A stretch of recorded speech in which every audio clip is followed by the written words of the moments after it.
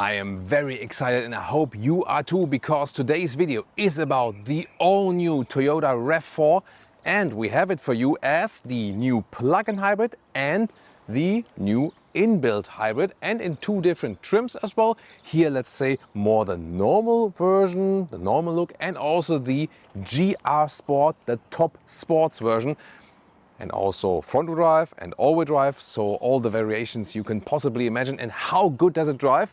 How good is it in comparison to the all-new Mazda CX-5, for example? We'll tell you everything you need to know about the exterior, interior, driving, both versions, all the trims, now with Thomas Nautical Fuel in 4K, full screen, full length. Let's go. Here with the all-new RAV4, completely new face, starting with this, let's say, base look, which already looks very sporty and has this honeycomb design in the front grille. So this looks like a special sporty version, but this is how a normal one would already look like. Also updated here in this more dynamic lamp shape, for example. And this in here is the hybrid version. Here we have the plug-in hybrid, but you can also switch the styling. So it's not, bound to that, unless it depends on the market, because the GR Sport is on the North American market only available as a plug-in hybrid, whereas in Europe, for example, you can also go a GR Sport when you have the hybrid. So you always have to look at the market specifics. Here the GR Sport has this high gloss black honeycomb scheme then in the lower part, and we also have it here in this striking red color, whereas this one here is called bronze, but it's more silver. Color namings are always very funny. And then you also have here the black Toyota logo here on top. So already tell me in the comments, which styling would you actually prefer? Yes, the North American market only gets the GR Sport and the plug-in, but they, for example, get the Woodlands trim, which has like a similar front grille, but then more an off-road trim, whereas the GR Sport is here like this street sporty trim, so to speak. The length is at 4.60 m or 181 inches, not too big of a change there. And wheels, in some markets they start 17, in the EU they already start 18 inch, and then up to maximum 20 inch. These are the GR Sport black wheels, 20 inch. This is also, as you can see here, the plug-in hybrids, 11 kilowatt AC charging, and optional even 50 kilowatt DC charging. That's interesting. 23 kilowatt gross, 20 kilowatt net battery. And they promise a WLTP, official driving cycle figure, of 137 horsepower for the front-wheel drive plug-in hybrid. That sounds amazing, like 80 miles plus. It will be less in, realistic real-world driving, but we'll find out more about that later. GR Sport then on course here, then with the contrasting black roof, but you can also get the same for the non-GR Sport. High gloss black cladding right here. And we'll soon also talk more about the engines and so on. Here in the rear, new tail lamp signature, very technology focused from the looks, and the lower part with more high gloss black. And here then the GR Sport badge and the plug-in hybrid badge, PHEV. The trunk, I can already tell you so far, here in the plug-in hybrid you lose a little bit of height. We'll soon take a look on the inside. And then with the normal hybrid, you can also see it right here. Even this one has like a high gloss black. This is not the base model. It's a so-called style trim in Europe, and in the North American market, for example, it would be a comparable XSE model. That would be probably the one that comes close to it. And here and then the HEV for the inbuilt hybrid. And then the lower looks, this is way different than here if you don't have the GR Sport. From the exterior look, I have to say, both are pretty cool, I think. I'm not sure yet which I will prefer. I will have to think about this, actually. Then as for the technology, there are some differences. So you have front-wheel drive or all-wheel drive. In Europe, you can get both versions for plug-in and the HEV, front-wheel drive, all-wheel drive. Some other markets, again, make some limitations. What's important here is that if you have an all-wheel drive, you have an electric motor, an additional one at the rear axle. And that counts both for the plug-in and for the HEV. And here the GR Sport gets front performance dampers, also different rear suspension, stiffer suspension setup, stiffer steering setup as well, and also more rigidity, a little bit, some for the chassis. That's why, for example, you see it from inside, you can get two different panoramic roofs. And this is like just a very small, tiny glass roof because they say, hey, when you get the GR Sport, you want more chassis rigidity. That's why GR Sport means only small roof to open, and the other one then potentially, not sure if this one has one, we'll have to look, but you can also get a larger one if you don't go for the GR Sport. So yeah, very interesting things to know. Of course, it's mainly a front wheel based platform, and also the main electric motor is also integrated in the front axle. Then it's always a 2.5 liter 4-cylinder, either than the plug-in hybrid or the hybrid. The plug-in hybrid with the all-wheel drive trim, which we have right here, additional dampening and so on underneath. This one here accelerates in 5.8 seconds in the all-wheel drive spec. If you go front-wheel drive plug-in, it's a little bit less than 8 seconds, and also the hybrid models, they are also always like in the around 8 seconds, 0 to 100 kilometers an hour or to 62 miles an hour. So of course it's not a racing car, but I mean with the all-wheel drive plug-in hybrid you can be pretty quick overall. And here you can see then the difference. This is then the normal inbuilt hybrid. If you don't have charging infrastructure, for example, this one here over 300 horsepower, then it's all-wheel drive plug-in hybrid, and here you can see like the orange cables then for the high voltage system. This one will be pretty popular in Europe, also because a lot of countries have special taxation benefits for plug-in hybrids, whereas the inbuilt hybrid will be even more popular still in the States, for example. So yeah, and I'm also eager to drive both to find out more about the differences with these. And one more thing about this combination GR Sport with plug-in hybrid. You remember I said that in the North American market you could only get the GR Sport for the plug-in hybrid. And they sought something, you know, doing that. In Europe we can freely choose, but here GR Sport is also 20 millimeters wider in the track and everything set to sportiness. And the plug-in hybrid is 265 kilograms heavier than the inbuilt hybrid because of the battery, most obviously. And then they thought, hey, that might be a good combination when you have the GR Sport and the stiffer suspension. That should even out the extra weight from the additional plug-in hybrid high voltage battery that the car doesn't shake up, you know. So Toyota thinks of, hey, this is, let's say, like a recommended combination, plug-in hybrid and GR Sport. But if they are right with this recommendation, I'm here to find out. Here, by the way, lamination for the front side window in the plug-in hybrid. And while we're standing here at this different location with a beautiful view, you know, to the countryside here in Andalusia. So such a beautiful landscape here, and great people here as well. And here this avant-garde bronze vehicle, which to me still looks silver, but still cool color, definitely. And the other was emotional red, by the way, in the GR Sport. So I want to add 2 personal notes to this review. So first of all, why is it to me so important? Because this is the most sold car in the world in 2025, and it has been a couple of times in the past years, and also by that as well the most sold SUV in this world. And that's why this review and all these details matter to so many people. And that's why it was also is still also so important to me. And that brings me also to the second aspect, is that I had a long talk with the chief engineer here of this vehicle here, and got to know and got the understanding of how much passion, how much effort they put here in these vehicles, and also to the details. And also this kind of Japanese culture of being thankful and being very diligent and also extremely polite.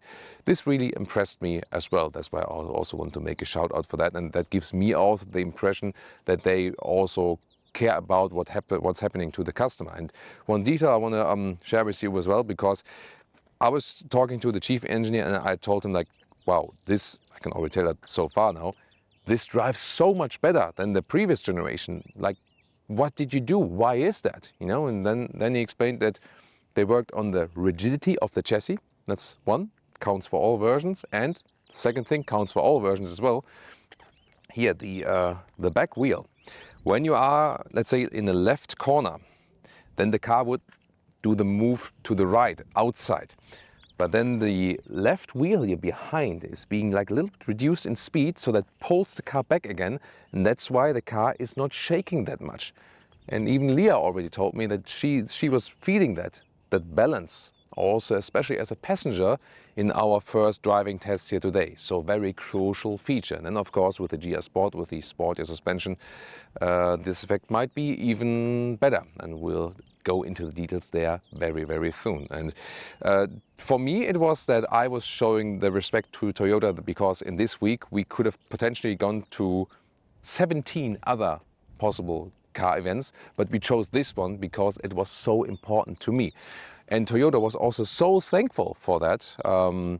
And they also showed their respect, actually, you know, in spending a lot of time and also gathering all our feedback, asking us like what can still be improved with the vehicle. And that shows me again this work ethic and also this personality they put in this vehicle, and that also impressed me a lot. Welcome to the all-new interior, and very exciting 2 different trims coming up right now. First of all, it's like the major thing, new large infotainment here, where you still have physical dials here, colder, warmer, and here also for the temperature. This, by the way, here the control for the fan speed. This is in the screen, but then here for the temperature, then you can at least hit these buttons. So I'm glad to have these still. Heated steering wheel would be here, for example, in the screen, and heated seats. And oh, wow, also cooled seats here. That is actually quite amazing. So that is cool. Glad to see that.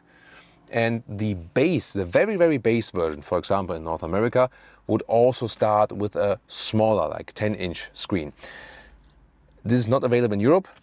And also then like mid-trims start directly with a 13-inch screen with the larger ones here. Soon also more to the digital instruments, which are also large and on the left side. Steering wheel is always animal skin material, as far as I know. Then here it's a little bit softer at the dashboard, for example, and design elements and functionality at the same time here, that you can activate the ESC, for example, or the Sport. ESC Sport basically, and the drive mode selector, and here EV mode is also here already for the HEV. And then these seats, they are very interesting. So this is the style trim level, or would be an XSE in North America. And there you have microfiber, a very beautiful one in gray, and it's also very soft, good quality, and also for the sit bones, it's actually quite light. So from the looks, these are actually my favorite ones, I have to say. And also the seating comfort in the sit bone area, these are probably the best seats to pick. There's one thing I don't quite understand, because the microfiber material is excellent. The rest is leatherette, so this is an animal-free seat. I would just here, because they have used the perforated leatherette right here, and I think it would have been good if this part here, where you sweat most basically, would also have been the microfiber, you know. So I think that's would have been like a better idea. And even more important is that remark, because the seat cooling here, which is also offered for the seat, which is amazing, is here you can feel it. Here it gets, you know, ventilated and very cold, but not here in this area, not here, not here, but here again. So this and this part of the seat is cooled. It's a great luxury feature, don't get me wrong, you know. So, but of course it would be a little bit better if this part, because this part is like where you usually get hottest in your back, and then when it's not microfiber here and it's not cooled, you know, then my like argument gets maybe a little bit even more important. But then of course you have to think about, okay, it's not this 100,000 euro luxury car, and then you start thinking, what can they spend on the seat? And this is already pretty cool to have seat ventilation in this vehicle, definitely, you know. So, and then it would be even more cost if there would be more ventilators here and here, you know, just to, it's a very detailed observation. And then here, headroom 189, 602, still enough left. And this is the one with the closed roof. And as I said, there's a small, you know, roof you can open, and also a bigger one. So both are actually available. Now let's quickly hop over to the GR Sport. And now to the GR Sport trim. There are of course many more available, but just focusing on these 2 we have available today here. And the GR Sport seats are looking pretty cool with the red accentuations then black microfiber. However, I feel that this is like, it's stiffer, you know, like the, you know, how it's wrapped around the seat, it is stiffer, and that's why it's also a little bit harder in the sit bone area.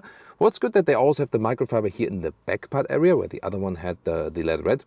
However, since it was also cooled, it was actually fine. Does this one, for example, this one only has the seat heating, does not have the seat cooling. So indeed, it's also a nice seat, definitely, but because the other one is even, so I would test only this, I would say it's a comfortable seat, because the other one is even more comfortable. I would probably like prefer than the other one, like the gray microfiber in the style or XSE with the seat cooling. Yeah, even more comfortable, especially here in this sit bone area. But this one from the looks pretty cool. And then here we have in the GR Sport, this is manual then, this is the small roof you can actually open. Again, the explanation was that they say GR Sport, more chassis rigidity, and that's why they only allow the small roof right here. Yeah, interesting argument. And let's see if we at some point can also find a car with the larger roof or something. Other important details, here the dashboard is, this one is hard pack. This one here is like, you know, style element, some space. This one then here is soft touch, this is nice. Then glove box folds down in a smooth way as well. This one has different buttons than here, trail and snow and normal here. This is the plug-in hybrid version. Here once again drive mode, and there you can also switch with the EV modes. Usually let the car do its thing. Here, this is an inductive charging pad. It's not ventilated though, so the phone might overheat. But you can also charge USB. It's 15 watt only, however, so there are meanwhile also USB-C chargers with more power. Then this is the integrated shifting lever, same for the HEV and the plug-in hybrid, small integration. And here, adaptive cup holders. This is more like a rugged design. You can also take this one out if you like. Then we have the middle armrest, which, yeah, could be softer, honestly. You can open it in... Really? Who had this car before? I hate stuff like that. Why do people do that? You know, so best greetings to whoever was having this car before. Now a couple of 100,000 people saw your trash. Yeah, gotta say that out loud at some point, you know.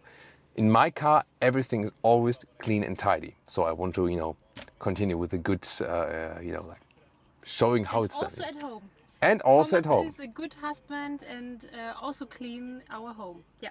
Thank you so much. Thank you so much. When Leah says that I'm a clean husband, that is like the ultimate thing, because Leah is, you know, like, you know, very tidy things up and so on. So she's even more strict than me. So that's a good match then. So, but this one here, you can also open to the other side. And now you maybe heard the strange sounds, because you can also take it out entirely and then just like throw it out. Yeah, I mean, you could theoretically drive like this, but here you can also flip it around like this. And then you, there we go. You have like an open tray and have some picnic in here.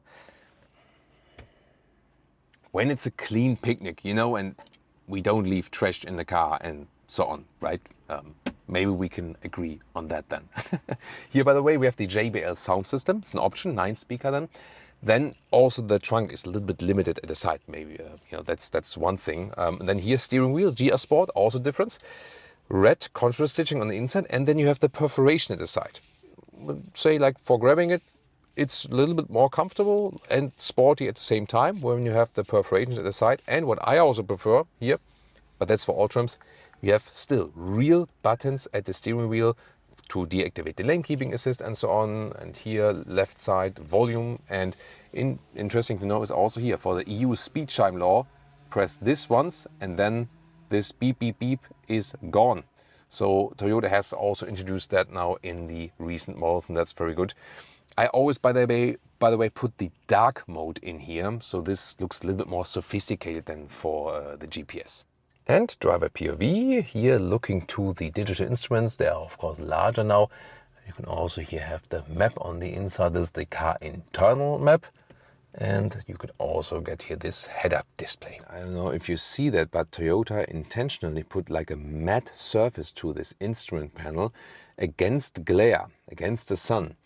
Is a good idea, however, this also makes the display a little bit less crisp in the visual quality if you compare it to like a clear display.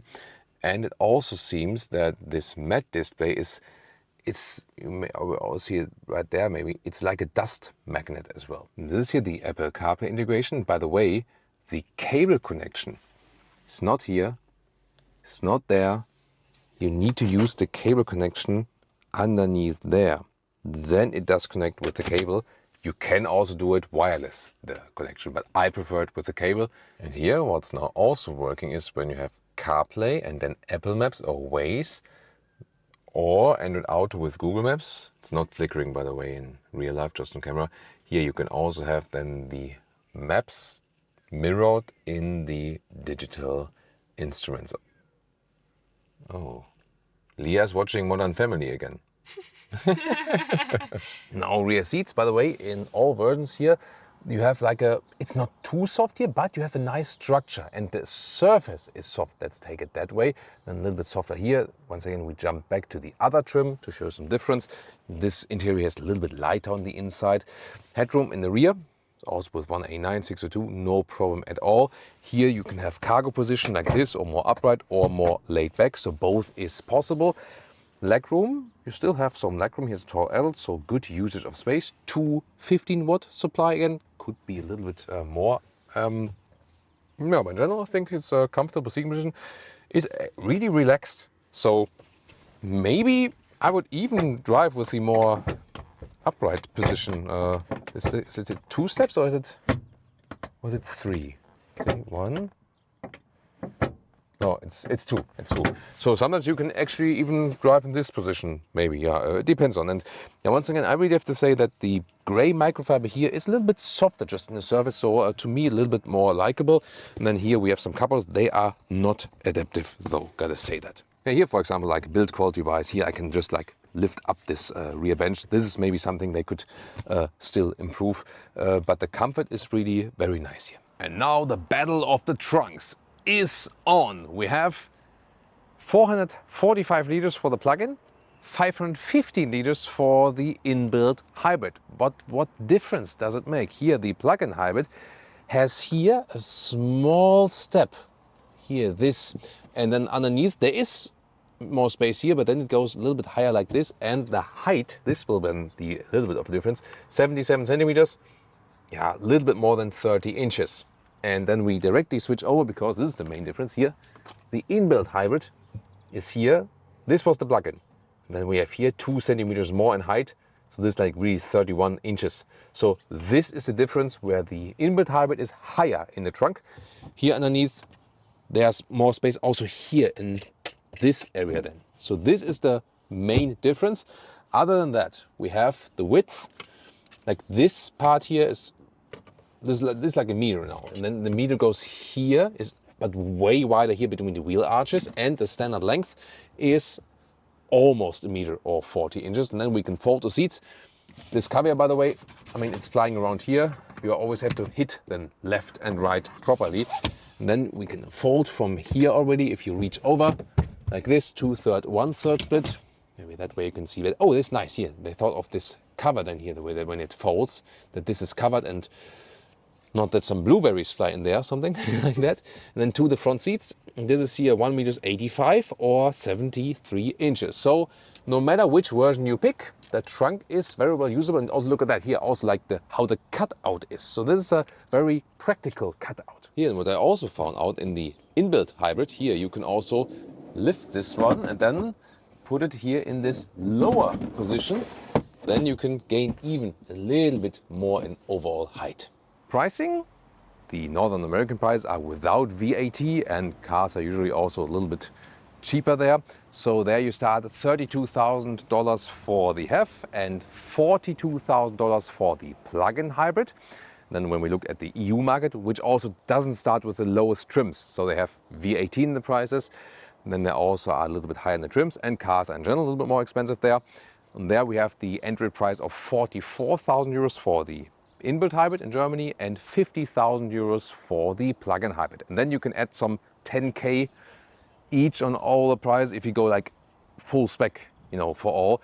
That means that the car as it's standing right here now, so the plug-in hybrid, all-wheel drive, GR Sport, is already then in Europe, for example, a little bit over 60,000 euros.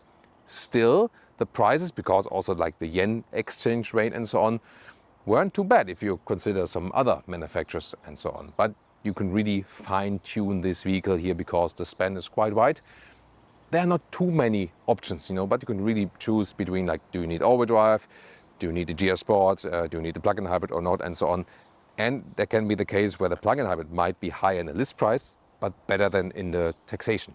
Let's start driving in the all-new Toyota RAV4. What I directly realize here, starting in some slow driving, of course, plug-in hybrid drivetrain, at least when the battery is at least somewhat charged. We drive all electric, so this is the closest you can get to an all-electric RAV4 at this moment, and you sit extremely high. So this one still gives you an original SUV driving feeling and SUV driving position. So you really sit high above the road, have also very good visibility. Also, for example, good overview over the front hood and so on. And when you're especially driving around town, you have the battery charged. It's always nice that it's always very, very silent from the outside and from the inside. That's what we already feel right now. Here we can also go in some B roads, see also about the suspension. Oh yeah, we have here the combination of 20-inch wheels and also this stiffer suspension setup in the GR Sport. So you have to like that. Yeah, I feel that. When the road is even, it's all fine. But here now we are in this B road, and here Leah's already. So this is a very good test. We can drive the very same road also with the non-GR Sport suspension to see the difference. Beautiful view here in southern Spain here today, and Andalusia. You have the right Spanish pronunciation. It's a nice bike they got there. Yeah, I'm also like a two-wheel drive fan, and this is a very good road here to test the suspension because it got a lot maybe like roots from the ground and so on. And there you feel that first good finding here, when you're often driving on bad roads, then the GR Sport suspension is definitely not ideal. It's better than to stick with the normal suspension. But the cool thing is you also have a good overview. That's why I can also imagine that going off-road is a very nice idea, and you can still do that with this vehicle, of course. You can very much fine-tune it also with the throttle here in the electric driving mode. So the electric driving mode is a very, very likable mode here, of course. And I'm also looking forward to if it will feel similar with the normal hybrid drivetrain. And now, still winding roads up and down and everything, but we have better roads now, so not that destroyed and so on. And here is where the GR Sport suspension does all the good job. So this is really interesting to see and to feel. And I still know how the previous generation was driving, and this one is a lot of fun. So when the road is not destroyed, then you are very happy about the stiffer GR Sport suspension. It's a very interesting way of doing traffic here. Because then left and right and so on is even more fun. The steering is very light. I mean, it feels off-road car-like. And although driving-wise here there's a GR Sport, it doesn't feel like an off-road car, but the steering is easy, light to control. Maybe I would wish a little bit more feedback. It says that in the GR Sport it has more feedback, so we'll also compare that with the other version very soon. Wow, and I really gotta say, these tight corners here are a lot of fun, and I really have to say, yes, plop. When you have some transverse bumps and so on, yeah, it's stiffer. But on the other hand, if you maybe don't have a problem with bad roads and so on, and you more like the sportiness, this really feels sporty now. So I gotta say that this is the most fun the RAV4 has been so far. It's really fun to drive, feels nice, feels sporty. I just love driving it.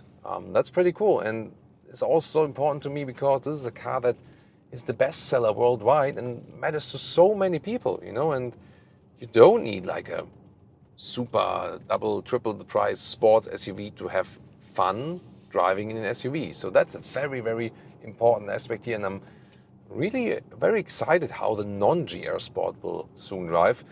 I know how the old plug-in hybrid has been driving, but here, will we feel the extra weight here? I mean, this one here, 265 kilograms more than the inbuilt hybrid, but they have put the battery more centered that you do not feel it. And I would at this moment really say that I don't feel like an additional extra weight or so on, because it feels so light, it feels so nice to drive in these different driving modes, by the way. So here, I'll just all the time in electric mode, but even when we're driving uphill, it has a lot of power in the pure electric plug-in hybrid driving mode. That's fine, and you can play around with that. You can also here go to the sport mode. It would still at first keep it in the all-electric mode. Only when you switch these modes here, you can go to the HV mode, then it would start the engine, and now we have the power of both hearts basically. So now when I'm hitting the throttle, you also hear something from the engine, but it's still well insulated. And then I can press it again, I'm in the EV mode, then again would predominantly use only electric drivetrain, or in the auto mode, it's the third mode. Then the car more and more decides for itself, like, which is the correct mode at this mode. What the? Ooh. They are sometimes really fast here, so you gotta watch it or need like a good co-driver as well to check this one out. And yeah, but once again, only in electric mode. It drives really smooth. Closest, as I said, you can get this mode to get a full RAV4 EV as for that. So, wow, definitely two very good findings already. So, in bad roads, GR Sport suspension too rough. But when you have even roads, so much fun to drive. Most fun the RAV4 has been in driving so far. And now plug-in hybrid acceleration, dual power with both drivetrains from 60. Let's go.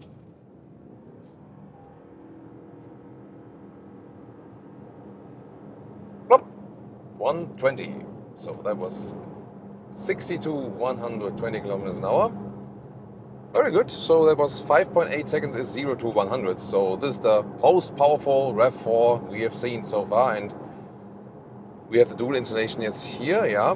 I wouldn't say I hear much wind noise, but it's also rough tarmac, but there's a lot of rolling noise from underneath. So we have to see if we maybe find on the other side some other tarmac and so on, but it's quite rough from the road noise definitely at these higher speeds. Here again on the motorway at higher speeds, the GR Sport suspension helps us. So looking forward also how that one compares then with the other one. And here when I'm also, for example, doing a lane change, the car is more stable. So once again, for nicely built roads and for higher speeds, this GR Sport does a good job. Might be also a good thing for the German Autobahn then, when you have just this, increased stability while driving. So that's actually a pretty cool thing. Could be more silent, definitely at higher speeds. That's one thing. Let's see also what difference it makes when you don't have the dual insulation right there. But it gives me like good stability from the suspension. Here also with the 20-inch wheels, of course, there can't be any stiffer setup in that sense. And we can also go back to the more relaxed mode or auto modes, normal mode. And let's also test the cruise control. Here's that cruise control, and we can also activate the lane keeping assist. And let's see how the blind spot monitor also in the mirrors there. And then let's see, you can also set the speed more up and down. Now the motorway is doing like this slight right bend. Yes, we can also easily make it a little bit warmer, as Lee has shown with hitting the buttons. Let's see how smooth the car is reacting or not. Yeah, some minor corrections here, but it's definitely way better than before. So they also made step up the game in the assistance systems. Let's see a transverse bump. Yeah, I mean, there's a little bit back and forth from steering, but that's definitely a big improvement. So far, so good. So also improvement, yeah, here a little bit back and forth, but definitely noticeable improvement here as for the assistance systems. So that's actually also a good thing. As for the fuel economy consumption, with the plug-in hybrid, we could score some in pure electric driving, also with the motorway and so on. So like a realistic range of about 20-21 kilowatt hours on 100 kilometers. So it's like 3 miles per kilowatt hour. Means with this new battery pack here, you can realistically drive about close to, maybe a little bit less than 100 kilometers or 60 miles on the pure electric one. That's actually already quite good. So increase in efficiency and also in the battery capacity. And if the plug-in hybrid is empty from the battery, or I mean, it won't be like 100% empty, you always have like a little bit buffer then. Also when you're rolling down, recuperation again, then you have maybe like slight electric boost. You drive it more or less just like the inbuilt hybrid, which we'll soon drive then. And there you can also score some 6 liters on 100 kilometers as for the petrol consumption. So like 40 mpg US, 47 mpg UK. But now even more interesting, switching back, or to the other model then, away from the GR Sport, away from the plug-in hybrid with the non-GR Sport and the inbuilt hybrid. And did you notice? This one here, by the way, was not the car that we've been driving. This one is also an inbuilt hybrid, just with the GR Sport, which is available in Europe. So we're driving the hybrid very soon now, but not the GR Sport. Let's compare the suspension, the seating comfort, also the efficiency of the hybrid drivetrain, and how does it drive overall? Better or worse or same? Let's go. And now the full hybrid acceleration, sport mode.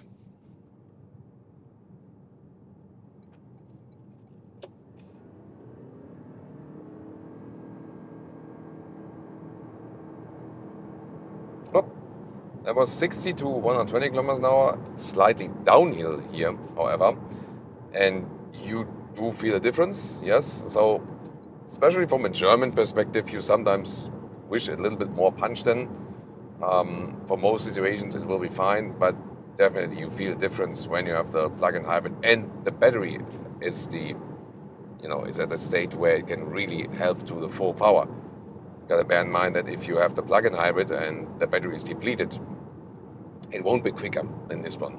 So gotta bear that in mind. And also here, very exciting, we have the 20-inch wheels mounted and not the GR Sport suspension. Here this then the front-wheel drive hybrid, no GR Sport, and we do feel that because when doing a lane change here, it's still fine, and it also drives more stable than the predecessor because they have worked on the chassis stiffness, the rigidity. But the performance dampers here on the motorway do a good job in keeping the car even straighter and for a little bit sportier feeling. If you drive a little bit slower and just run straight, then you might say, hey, I don't care. Maybe I even prefer the softer dampers. I'm looking forward soon to our bumpy road test, if this will be much more comfortable with this one we're driving right here. Especially for the passengers, it's of course a little bit better that the GR Sport keeps the car more upright, and also the seats are more comfortable in the sit bone area and they are more open. So the GR Sport seats, they keep you tighter. So maybe a little bit less comfort in the sit bone area, but then they're keeping you tighter. Once again, also good for the passenger especially. I can hold on to the steering wheel. And what we also noticed is that all the plug-in hybrid models have the lamination in the windows. And here, once again, most noise is coming from underneath the vehicle, from the road noise. However, now I also hear some wind noise here. The road noise is still the more dominant noise we're hearing. Yes, definitely. However, in the plug-in hybrid, since we had the lamination, I didn't hear the wind noise at all at the similar speed here, 120 kilometers an hour. So this is something to consider if you're driving higher speeds. More often the plug-in hybrid is then more silent because of this insulation, additional insulation on these acoustic windows. So here you hear some wind noise here from the sides, but again the worst part is definitely the road noise, which is then just more prominent. But in general, the general modifications, the general improvement for this vehicle, you still feel it here in the non-GR Sport version. Just that the GR Sport then sets a sportiness on top.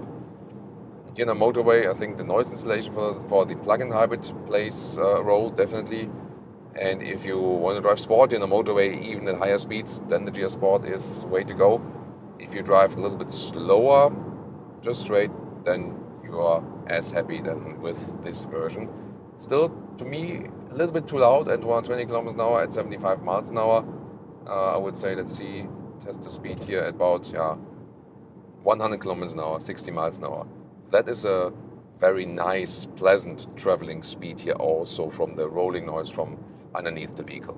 And now the rough road test here, where it's really uncomfortable from the road wise. And we have it here with the non-GR Sport suspension. I mean, it's still shaky and rough. It's better. Yeah. Yeah. Yeah. First 2 seconds, I feel it. Yeah, Leah said that first. Yeah, indeed. So rough road here is better without the GR Sport suspension, definitely. The only thing I feel as a driver here, the knee pads in the GR Sport are better, and here it's just hard pack. at the middle console. So then my knee is hitting that hard middle console, which is softer than in the GR Sport, if I remember correctly. But suspension-wise, yeah, definitely more comfort than here if you don't have the GR Sport. So it's really pro and con, and it's about the use case. If you have more Autobahn, motorway use case, and if you have nice roads, and if you want to drive it sporty and want to have a lot of fun, then the GR Sport it is.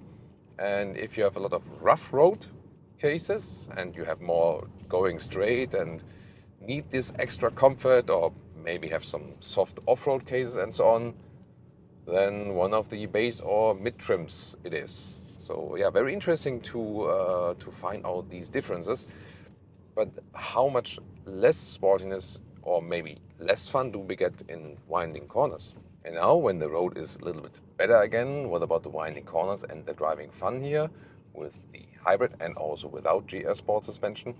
So one more thing I want to say to this, like, you know, off-road driving situations, or here we have like some water when the tire's a little bit wet, and then when, for example, you accelerate uphill, and then here, for example, here, see here, like the tires were a little bit wet, and there was like, like some lines in the road, and they were like a little bit sliding.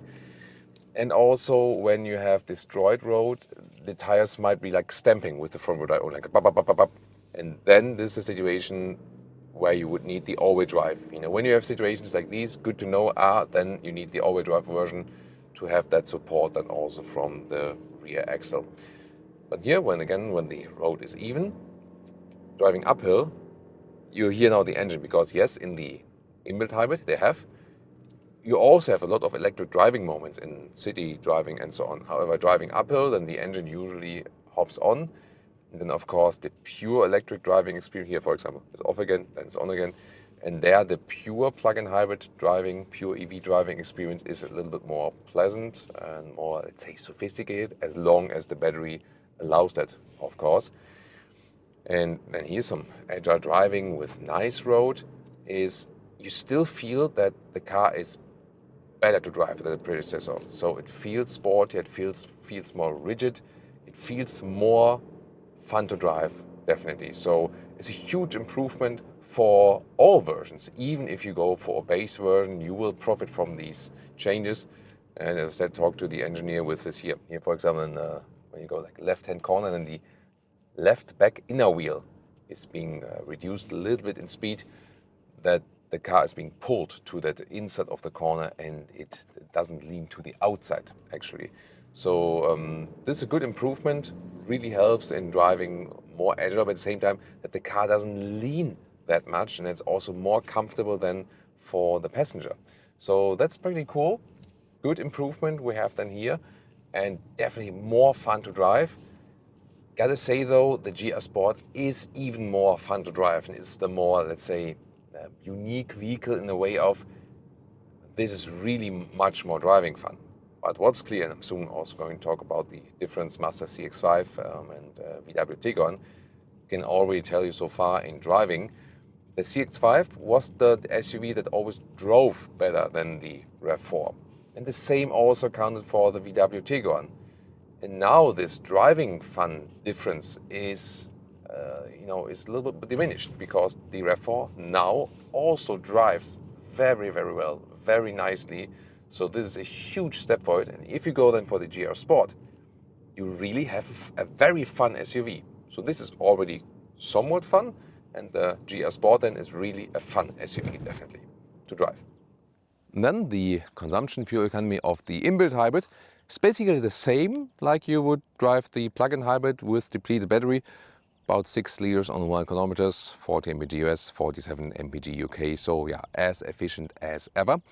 And what about like this general conclusion, and also in comparison, Mazda CX-5, VW Tiguan. The CX-5 is a especially large competitor in the US, alongside the Honda CR-V as well, and the VW Tiguan is like this, prime SUV in the sales in Europe, for example, and of course there are many more competitors, but just to pick a few of them.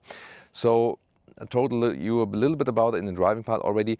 The RAV4 was so far, like, it's always very efficient and it has a lot of space on the inside and it's reliable from the engines and so on. But it was never the car that you would pick because it's fun to drive. But now it is. And that's, I think, the crucial change with this generation here. So far, you would pick the CX-5 over the RAV4 or the Tiguan over the RAV4 because they were clearly more fun to drive. They're still fun to drive, you know, and they have also, you know, good features. But this one now can really not only keep up in the GR Sport trim, where you do lose a little bit of comfort, yes, but it's so much fun to drive in the GR Sport trim. I was really amazed by that. Such a huge leap in comparison to the predecessor. And that's the cool thing here for the finding for today. Indeed, GR Sport with the performance dampers is the most fun version. You lose a little bit of comfort in rough roads, yes, but then again, it depends on what you really want. And if you have more soft off-road situations and so on, then you of course rather go not for the GR Sport version. And if you go for the plug-in hybrid or the inbuilt hybrid, might depend on taxation, might depend on entry price, what's then cheaper, you know, with all things considered for you. The plug-in hybrid is of course more sophisticated because it can drive pure electric on a longer period of time, and they achieved also great efficiency in that respect there. So for us, for example, in Germany, we would go for the plug-in hybrid because even if it's higher in the entry price, when you count taxation into account, then it would still be cheaper to me, you know, and I also have a little bit more sophisticated experience. But there are other markets that will appreciate the inbuilt hybrid more, and also, for example, if you don't have charging infrastructure. At the same time, the prices remain the same, or sometimes at some point even got lower because of the yen exchange price, for example. So this is then a very attractive offer. CX-5 is still a very attractive offer as well. In some aspects, it's also sometimes even cheaper. It depends on the market. For example, in Europe, then the CX-5 is a little bit cheaper as well. They both offer a lot of space. CX-5 has also gained in length. This one here has more real buttons, physical buttons on the interior than the CX-5 now. Strange things, right, that happened to Mazda. The VW Tiguan also has its strength. It's definitely more expensive, you know, even especially in comparable trims. The 2-valve DCC dampers are also pretty cool, and there are certain interior details that are maybe a little bit more sophisticated than here. But the question is if you want to pay like a higher price for that. And definitely you don't have to go for a Tiguan now. If you want fun in driving, you can easily go for the RAV4. So to me, it's pretty clear why this one is the most sold car in the world, because it just delivers. It's also reliable. And by the way, they are also starting to, told me also as well, that they also increased the capacity of the 12-volt battery now a little bit, because there's this issue that when you have the full hybrids, like standing 3-4 weeks in the basement garage or something and then return again, that the 12-volt battery has a tendency to, you know, to be depleted because of dark current. So they are working on this issue now as well, and hopefully it's already better than with this generation here. So that's also a side note. And second side note, this 45-watt charger USB in the front, you only get in one highest trim. All other have the 15-watt. That's another detailed side note. Yeah, but overall again, great performance. Really liked the driving here today, and I'm pretty sure it will continue its success. And now it's time to check out the competitor reviews.